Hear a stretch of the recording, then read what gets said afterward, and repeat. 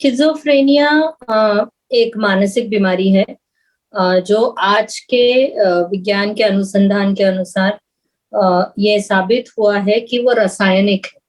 तो हमारे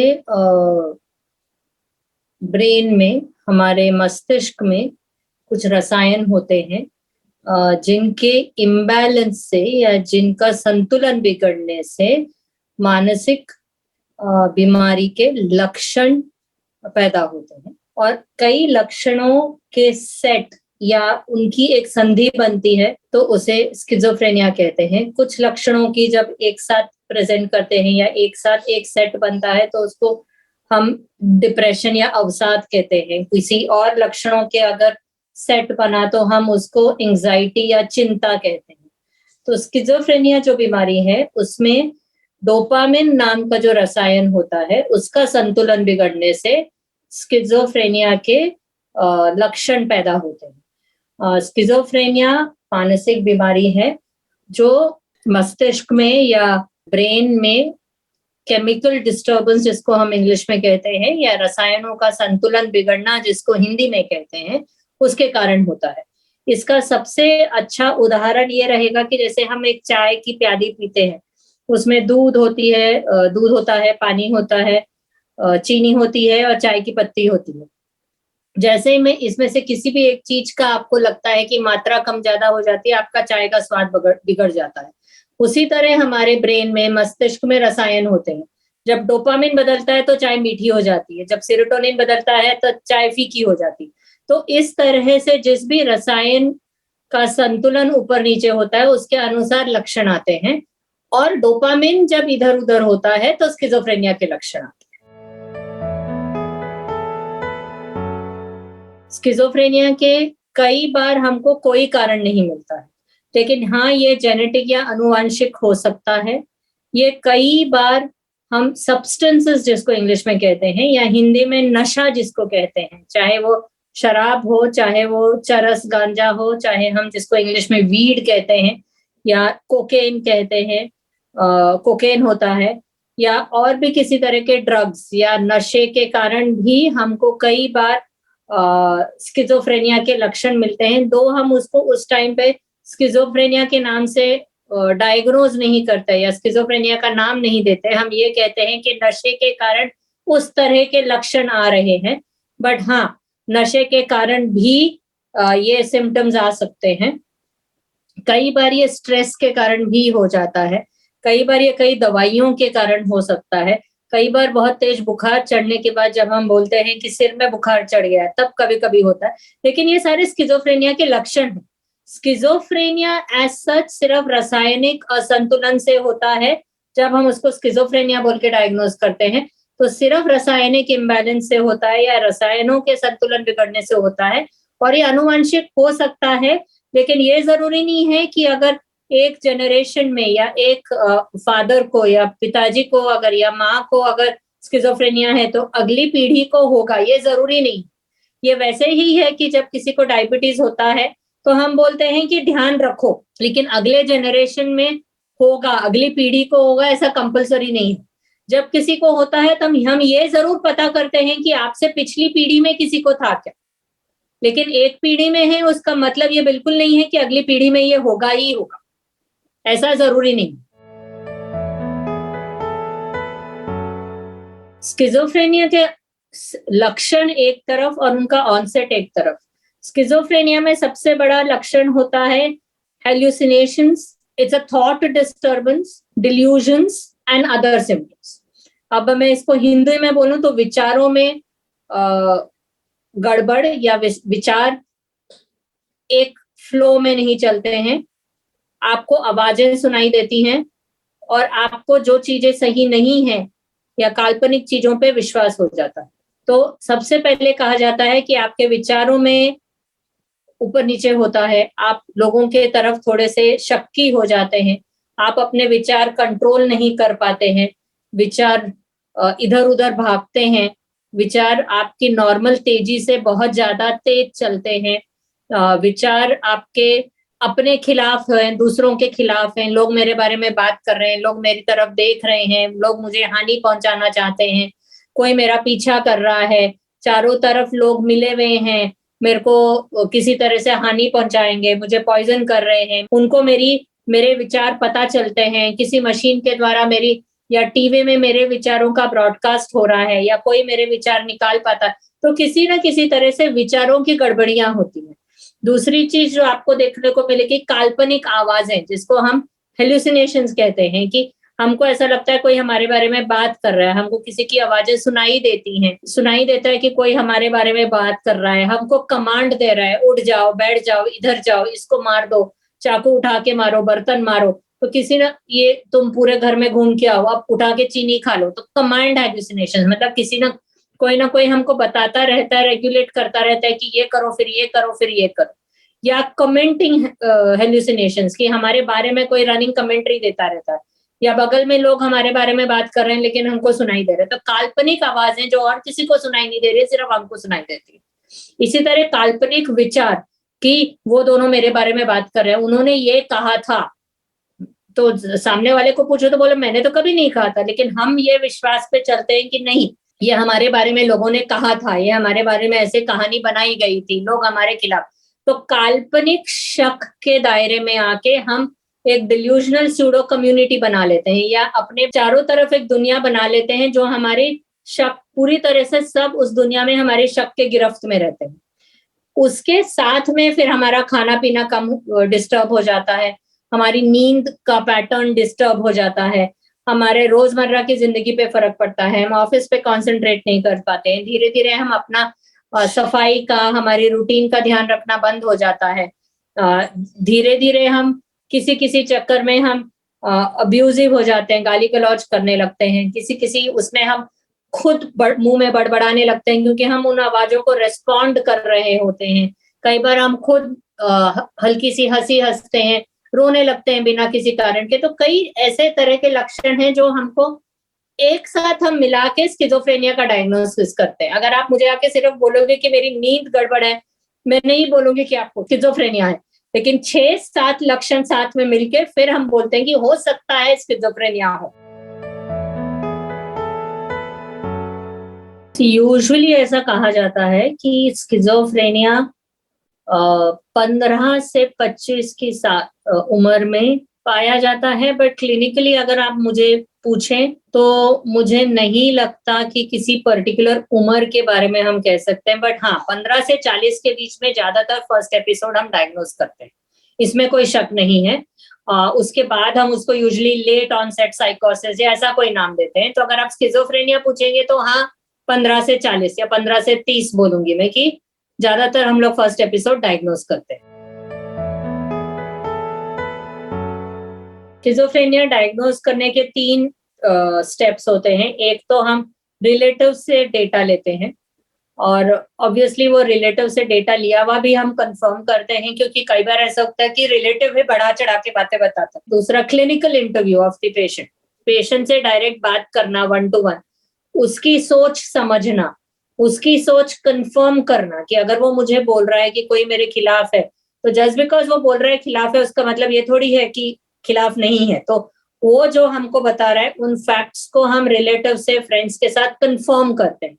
तो एक होता है रिलेटिव्स का इंटरव्यू, एक होता है पेशेंट का इंटरव्यू, और तीसरा, अगर जरूरत पड़े तो हम साइकोलॉजिकल असेसमेंट भी करते हैं, जिसमें हम पेशेंट के साइकोलॉजिकल टेस्ट्स करते हैं, जिसमें फिर हमको ये कच्चा चिट्ठा ब्लैक एंड व्हाइट में मिल जाता है। ये ट्रीटेबल है, ये क्योरेबल होने का चांस थोड़ा कम है, लेकिन नहीं है ऐसा नहीं। अगर आप रेगुलर, मतलब बिना नागा किए, सुपरवाइज्ड, मतलब डॉक्टर के सुपरविजन में सही टाइम पे सही डोजेस लेंगे, तो first episode and second episode of schizophrenia के बाद कई बार हमको फुल रेमिशन, मतलब फुल कंप्लीट क्योर, या पेशेंट सिम्टम फ्री रहता है। तीसरे एपिसोड के बाद हम यूजुअली बोलते हैं कि मुश्किल है कि पेशेंट कंप्लीटली सिम्टम फ्री रह पाएगा, लेकिन पहले 2 एपिसोड्स के बाद रेगुलर सुपरवाइज्ड ट्रीटमेंट के साथ कई बार हमने बिना मेडिसिन के पेशेंट्स को फुल्ली नॉर्मल लाइफ जीते हुए पाया।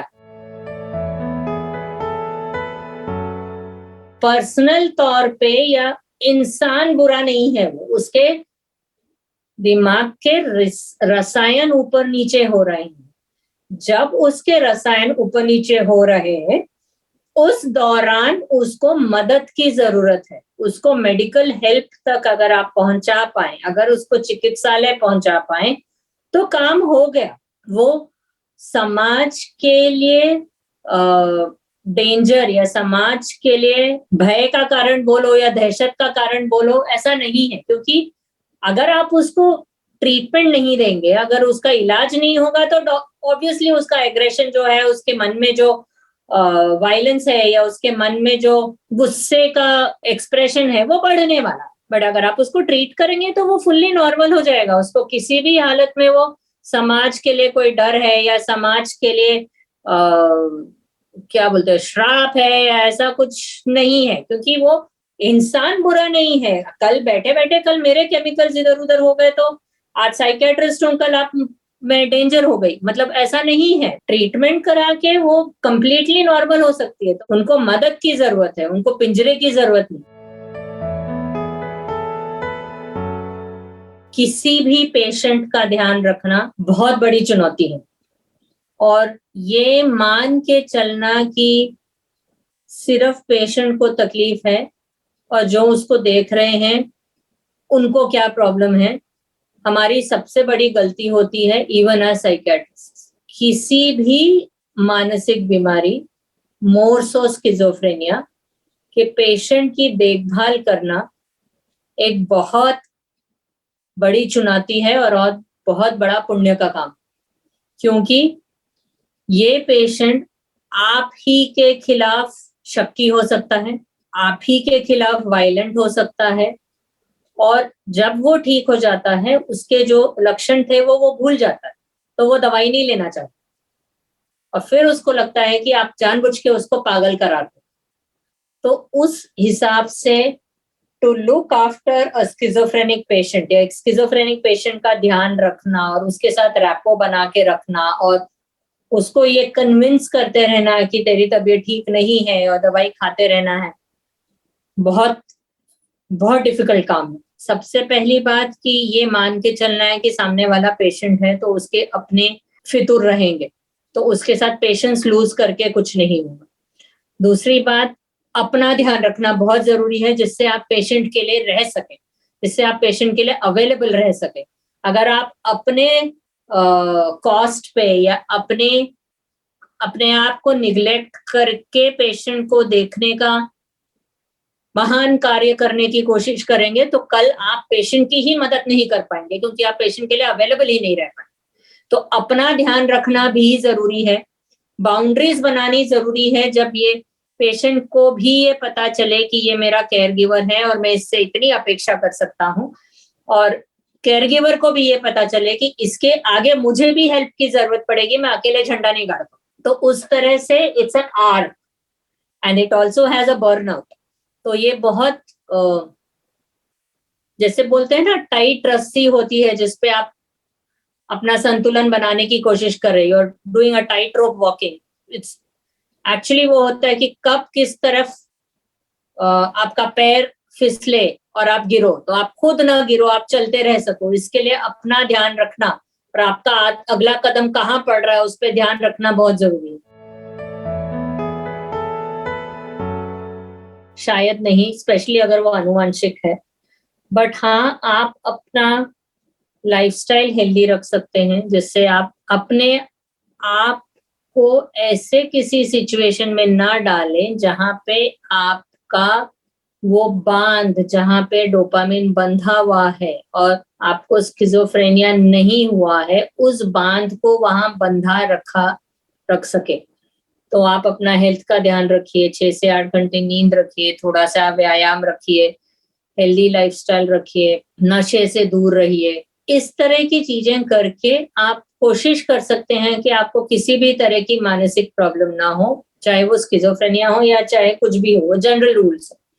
But as such it's a chemical disorder. तो अगर आपके पास वो फैक्टर है जिसके कारण आपको स्किज़ोफ्रेनिया हो रहा है, तो शायद वो प्रिवेंट करना बहुत डिफिकल्ट है, लेकिन शायद नामुमकिन नहीं है। शायद उसकी सिवियरिटी आप कम कर सकें, शायद उसको डिले कर सकें, चाहे उसका ड्यूरेशन कम कर सकें।